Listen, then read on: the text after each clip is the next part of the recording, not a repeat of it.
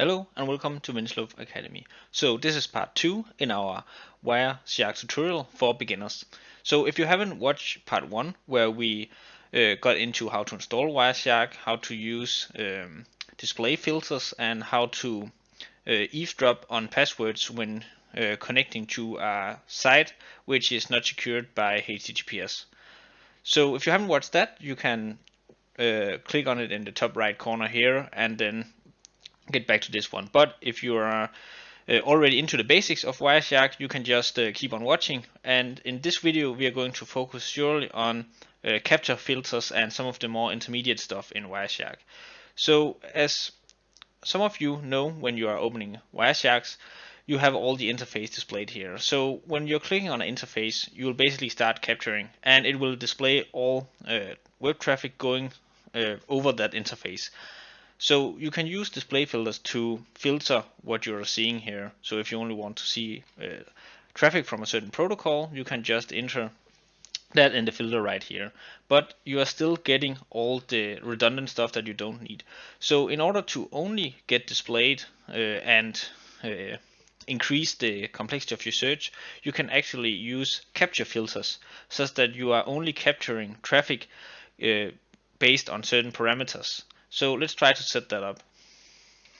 So we're back here at the start screen with all our interfaces. So instead of just choosing an interface and then just getting every packet displayed, we can select the interface and then say on this interface we want to get, for example, traffic which is based on TCP port 4480 or TCP port 80. So, and it was not 4480 but 443.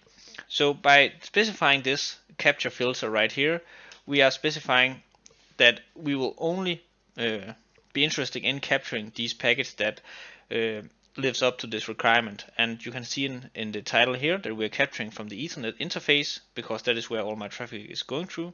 And then you can see that it has these parentheses where we are saying that we want TCP port 443 or TCP port 80. And as you see, we are not getting that much traffic displayed as we did before, because now we only get what we asked for. And then when we have captured enough packages, we can then start to add our display filters so that we can decrease the amount of information being shown even further. But you can also use other filters. For example, you can choose an IP to capture from, and we will see how we can do such by just adding on top of this capture filter here. So we'll just add another capture filter on top of these 2 port filters right here.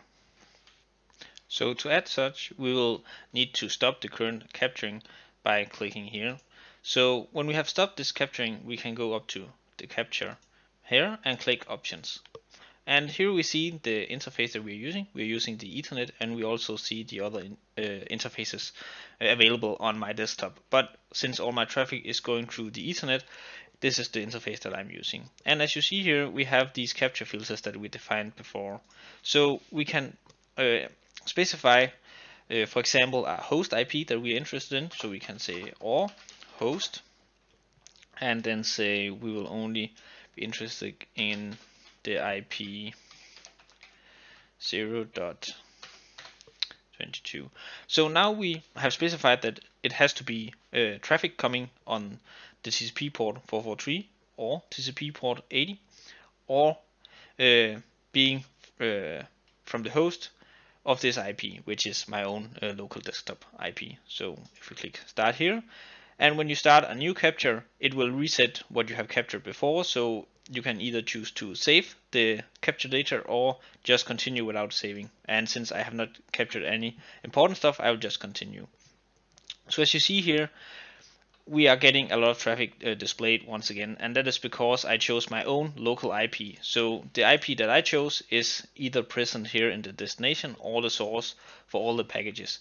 But if you want to, for example, monitor traffic going to a different web page, you can just enter that destination or that web server's IP address to capture what it is exactly being sending to that server.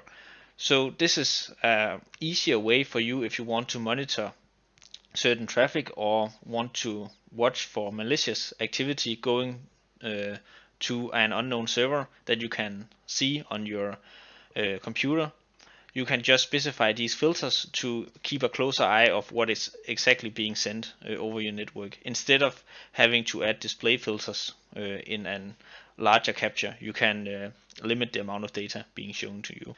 Another way that you can specify what you want to be displayed is by specifying the different protocols that you're interested in. Instead of having them as capture filters, you can go up to analysis here, and then in enable protocols, you can search for or simply just, for example, disable all, and then just enable the particular protocol that you're interested in. So this will make your search a lot easier. By instead of having all protocols displayed, you can just enable those you're interested in, because as you see, there is a lot of protocols that can be used. So instead of having to specify these as capture filters, it is a lot easier just to select those that you're interested in, and you can search for them in this list by just typing, for example, DNS, and then you see all the protocols that is within this DNS search parameter. So this is two ways that you can enhance your work with Wireshark by adding capture filters instead of just display filters, and adding protocol filters by selecting those that you're interested in. So this was all for this video. Remember to like and subscribe, and then I will see you next time here on Winslow Academy.